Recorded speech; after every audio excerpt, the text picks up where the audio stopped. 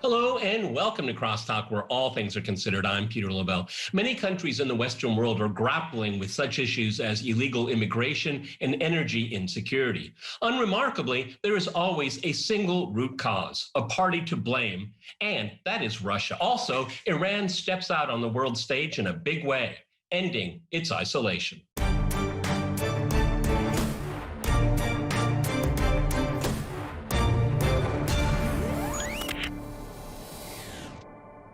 To discuss these issues and more, I'm joined by my guest, Marcus Papadopoulos in London. He is a historian, analyst, and author of the book, Arise Russia, The Return of Russia to World Politics. And here in Moscow, we're joined by Dmitry Babich. He is a political analyst and editor at InnoSme Internet Media Project.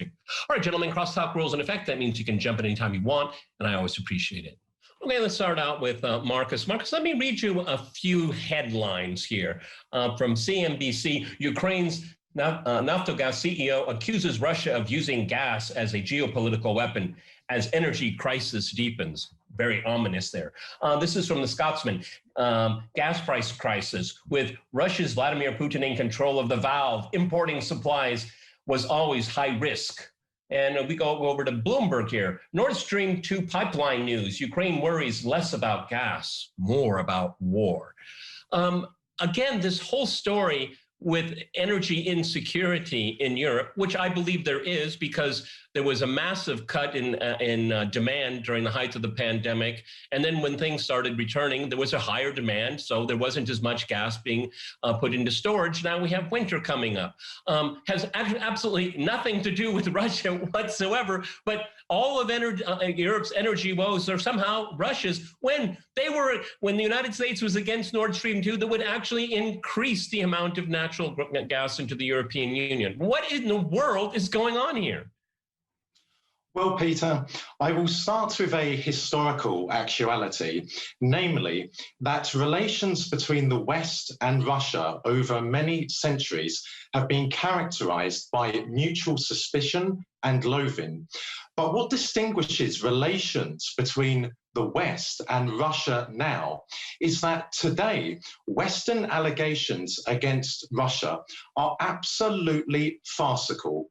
So first of all, Western mainstream media is giving coverage and credence to Polish claims that the migration crisis plaguing Europe is as a result of Russia and Belorussia sending migrants into Europe through Poland. Well, since when has Poland been the entry point into Europe for refugees or so-called refugees and immigrants? The truth of the matter is that the West's destabilization of North Africa and the Middle East, specifically Libya and Syria, is what has caused the migration crisis. Then we have British government claims and British mainstream media claims that the energy crisis looming over Britain is as a result of the Kremlin. Well, Britain should not have relied to the extent it did on liquefied natural gas, and instead of hurling abuse and awful accusations against Russia, the British government should have put politics aside and should have sat down with the Russians and should have come to an agreement like the German government did. Specifically, I'm referring to Nord Stream 2, because unlike for Britain, Germany now enjoys an uninterrupted flow of natural gas from Russia. That is good for German industry. That is good for German domestic households. I should say, Peter, that is imperative for German industry and German domestic households. If the British state truly cared for its citizens, then, as I said, it would have put politics aside and it would have ensured an uninterrupted flow of Russian natural gas, which would have been imperative for the British economy and imperative for British domestic households. But instead, an energy crisis is looming. But naturally, it has nothing to do with the British state. No, it can only be the fault of course, the beast from the east, Russia. This flies in the face of facts and reality. Is that the Nord Stream 2 was something that the Germans wanted. It's something that the Russians didn't propose it. And as a matter of fact, they should be more specific. Gazprom And so now we have the eventuality in the matter of weeks, if the regulatory issues are resolved, there'll be an abundance of natural gas in the European Union. If it makes it all the way to the UK is a different story. But I mean, the politicizing this here when it's purely an economic commercial issue here. I've always been mystified by, with Vladimir Putin's control of the valve. Well, it's Gazprom wants to make money by selling its product. There is customers that would have a demand for that product. I don't understand why this has to be over politicized, as Marcus has pointed out. Go ahead, Dean. Well, I mean, the whole energy crisis in Europe can be resolved in one day. Oh, no, less, in 1 hour. If they just say, we're going to register Nord Stream 2 tomorrow, or we're going to register it in December, and they set a date, next hour, the prices will go down because the markets, the markets are reacting to uncertain future. I mean, they don't know what happens to Nord Stream 2. They still don't know. And the problem is not ethnic or national, it's ideological. I mean, there are Germans, some Germans, who oppose Nord Stream 2, tooth and nail. The Green Party, their leader, Annalena Baerbock, openly said, I want the tubes to rot, in the Baltics. I don't want this tube to be ever used. Technically, Nord Stream 2 is ready. The Gazprom announced that it was ready to start pumping gas on the 1st of October. So the problem is not technical, it's ideological.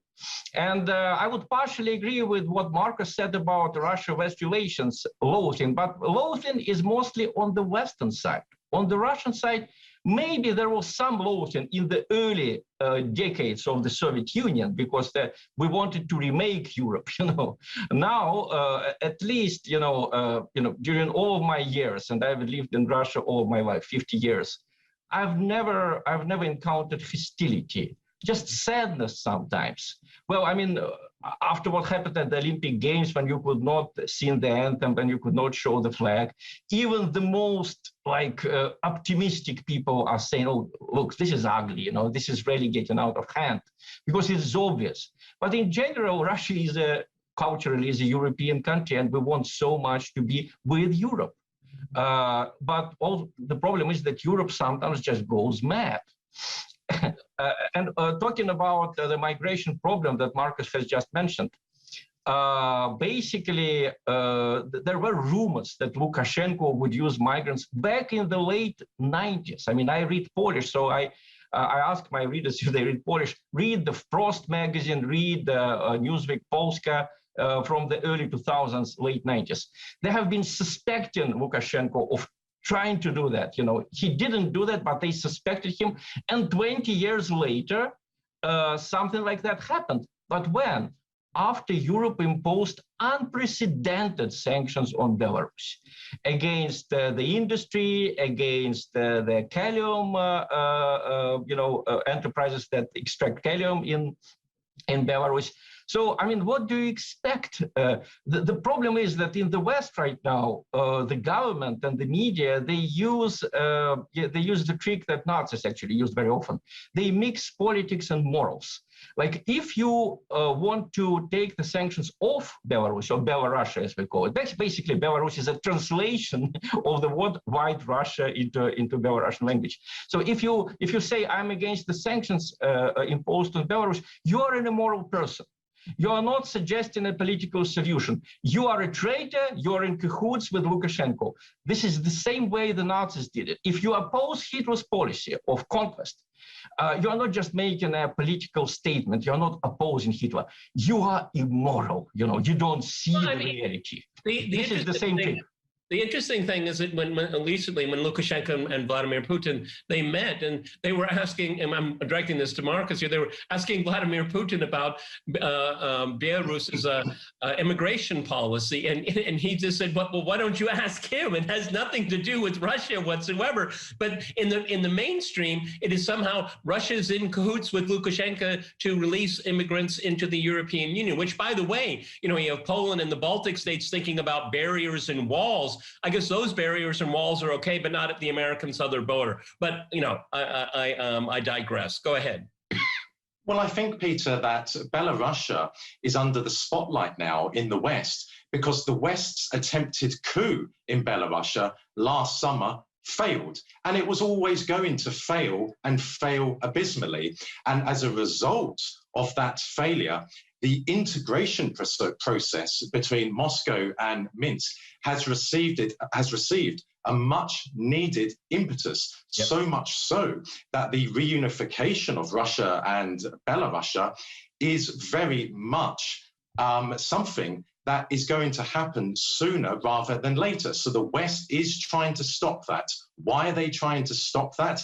Because, of course, Belorussia borders on to Poland, and NATO is in Poland. NATO is beefing up its presence in Poland, which I should add is a flagrant violation of the NATO-Russia Founding Act of 1997. But in regard to these farcical allegations that the West is making against Russia, it's very clear, Peter, that the West has never felt so emboldened before in that it makes allegations which have no substance to it whatsoever. And we have to ask the question, why do they feel so emboldened? And I put it to you, Peter, the reason is this, that people in America and in Britain no longer think independently or critically. They simply have this intrinsic, this absolute trust in what their politicians and journalists tell them. But also, the average American, like the average Briton, is more interested in their television programs and celebrity culture and reality television. They no longer care what's happening in their society, let alone caring what's happening in the wider world. So when British media gives credence to Polish claims that Russia and Belorussia are responsible or could be responsible for the migration crisis engulfing Europe, the average British person, the average American person would be happy to go along with that. It's a sad, depressing state of affairs. You know, Dima, last 45 seconds for this part of the program. Again, Ukraine is playing a role in this here. The fact, and I'm agreeing with Marcus here, the reason why Nord Stream 1 and 2 were built because Ukraine was deemed as an unreliable transit partner. And so they're built, okay, and now they're complaining about Ukraine's energy insecurity when Ukraine itself is responsible for that insecurity. Go ahead, Dima. Well, first, the West accuses Belarus and its leader, Lukashenko, of being cruel. Look at the figures and look at the facts, how much more cruel the new Ukrainian government is. I mean, it's not just using truncheons against the demonstrators, it's using planes and tanks in the east of the country. Talking about the history of the gas pipelines, Russia built a pipeline through Belarus to Poland. Right here, gentlemen, we're going to go to a short break, and after that short break, we'll continue our discussion on some realness. Stay with us.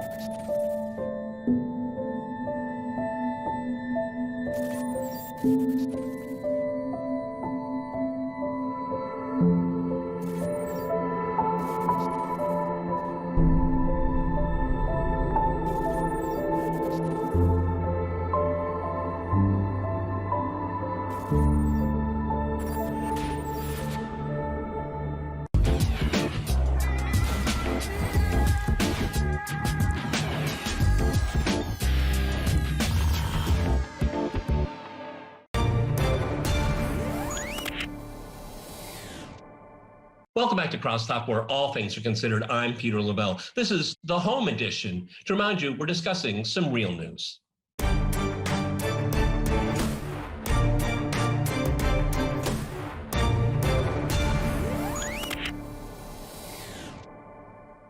Okay, let's go back to Dima. Before we went to the break, Dima, you wanted to make a point before we talk about Iran and its diplomatic initiatives here. Go ahead, Dima.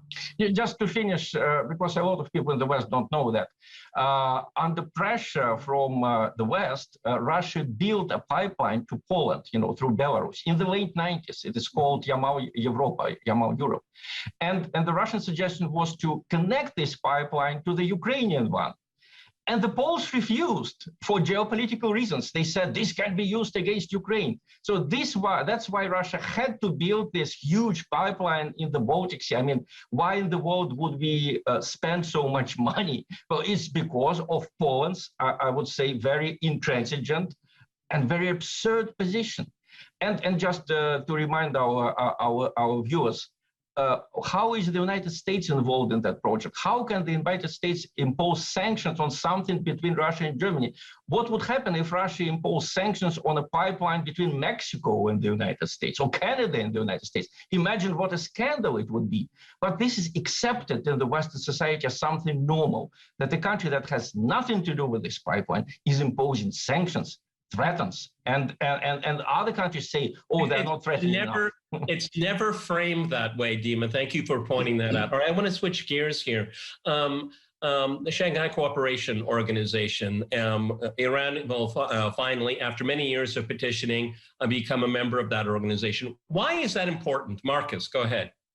Well, I should say, first of all, Peter, that my opinion on America and Afghanistan runs contrary to what many analysts and journalists are saying, because I do not believe that America has left Afghanistan. Indeed, I believe that both America and Britain have retained their influence in Afghanistan by having come to an informal agreement with the Taliban, because the Taliban were never defeated militarily by America and Britain. And secondly, it was just inconceivable that the Taliban on their own could have conquered Afghanistan, a country so large, so divided, so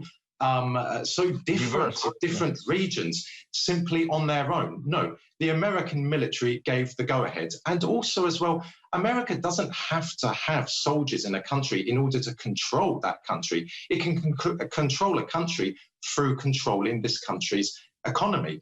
But turning to the Shanghai Cooperation Organization. Please explain what it is first. Go ahead. The Shanghai Cooperation Organization is a Eurasian alliance, including countries such as Russia, China, Central Asia, and now Iran. And it focuses on issues stemming from security to economics to politics. And it's a very good alliance because it means that all of the countries involved are now members of the Shanghai Cooperation Organization. And Iran, having been admitted to the alliance, demonstrates how Iran's influence, not just in the Middle East, but in the wider world, is growing. And I consider Iran's admittance to be very good, especially for the security of that region. Yes, it will be good for trade, but I believe that there is, of course, a very serious Islamist terrorist presence growing not just in Central Asia, but also in the Chinese region of Xinjiang. And I believe that Iran, as a result of its tremendous experience in fighting against terrorism, after all, it was Iran that prevented the cancerous tentacles of the Taliban from extending into the Middle East, will be able now to share vital information with countries in the SCO, such as Russia and China, which will be imperative for stemming and defeating Islamist terrorism and Islamism in general in Central Asian states. But of course, the Americans, who, as I said, remain very much in Afghanistan, will view Iran's admittance to the SCO with increasing consternation, because on the one hand, it shows that Tehran's influence is growing, but secondly, the Shanghai Cooperation Organization has grown to such an extent now that the Americans are exceedingly wary and concerned by it. Yes, Steve, I mean, Marcus brought it up when he was defining the Shanghai Cooperation Organization. People in the West naively, stupidly make it some kind of comparison with NATO, which is it's not, okay? Because the security element may be there, definitely. Counterterrorism, yes, definitely there. But there is the commercial economic element that is key to the functioning of this organization. And this is why this is such a windfall for Iran, because they're breaking out of the isolation, the maximum pressure, quote unquote, that the U.S. has applied against the Iranian economy. So this is a very significant move. And this organization covers the Eurasian landmass. It's vast, okay?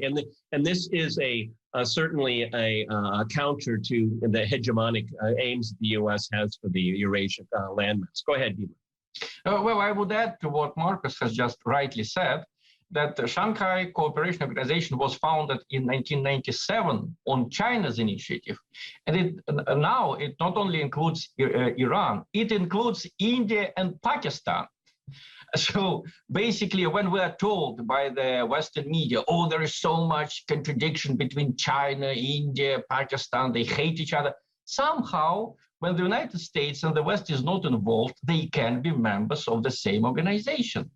And I challenge our viewers, just look at all of the resolution statements from the Shanghai Cooperation Organization, from our Collective Security Treaty Organization, SCO. You will never find there anything against a particular country. Every statement starts with the preamble that SCO is not directed against any particular country in the world. You know, this is very different from NATO. You're right. Comparisons with NATO make no sense because NATO openly calls Russia. You remember how Hillary Clinton called Russia a hostile nation.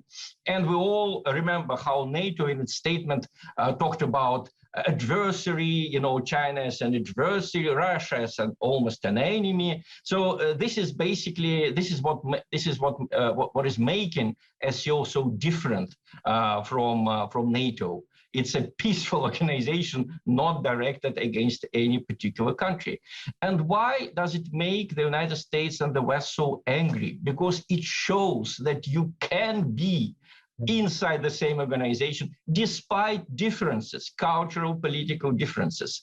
And the idea suggested by Biden, he still insists on having this democracies versus authoritarian states summit before the end of the year. I thought it would be impossible after Afghanistan's debacle, because let me remind you that Afghanistan for many years was the most important NATO ally outside the organization. You remember, yeah? And look what happened to it. And coming back to what we were talking about in the first part of the program, if we accept this idea of Biden that there are democracies and autocracies, right? Then why are people fleeing supposedly democratic Iraq and supposedly democratic Libya? Why are they fleeing to Italy from Libya and to Belarus? Belorussia from Iraq. If Iraq is so democratic, why are they changing it for the authoritarian Belarus? So there are so many things that just don't add up in the Western picture of the world. So a paraphrase from your book. I mean, when you put everything into an ideological lens, it doesn't make any sense whatsoever, and that's exactly what these people do. Marcus, this is something that Iran is really pushed for very, very hard. I think they had observer status starting in 2005, if I'm not mistaken. So this is a windfall for them, and it shows that the American-led campaign crusade, if I can use that word, against Iran is slowly but surely eroding, coming apart here.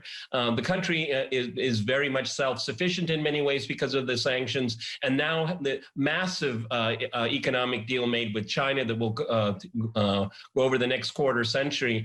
This is a new page for Iran. I mean, it seems to me they've made it through the worst here, at least as far as the American policy against Iran.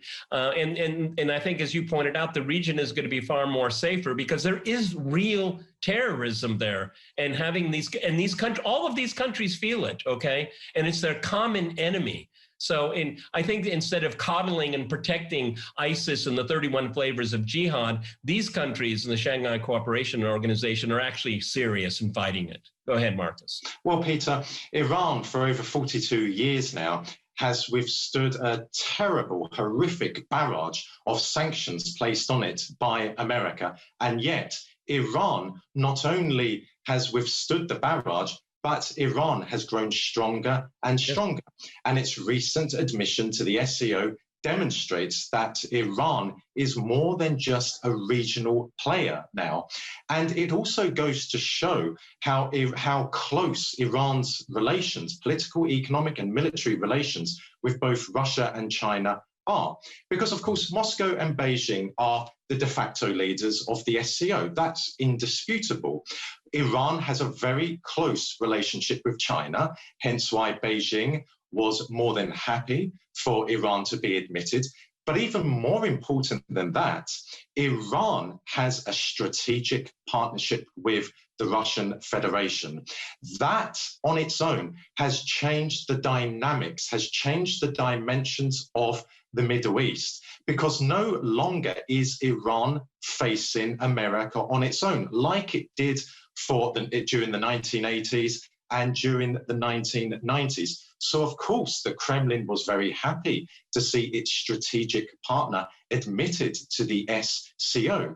And the Americans and the British, who are very much in Afghanistan, and of course, the Taliban will continue to do the bidding on behalf of their Western patrons, do feel threatened, because it's not just Russia and China and Iran, as Dmitry correctly said, India and Pakistan are also members of the SCO. So the Americans can't help but feel somewhat threatened by these countries being in the SCO, because of course they are surrounding Afghanistan. And it's no coincidence either, Peter, that just days after the Taliban conquered Afghanistan, the Taliban announced that they would guarantee the security of Western pipelines in Afghanistan. That was very telling. And then days after that, the CIA director met with the leadership of the Taliban. That was also very telling. And I believe that sooner rather than later, you will see Washington and London establish diplomatic relations with the Taliban. Of course, unofficially, those relations are there.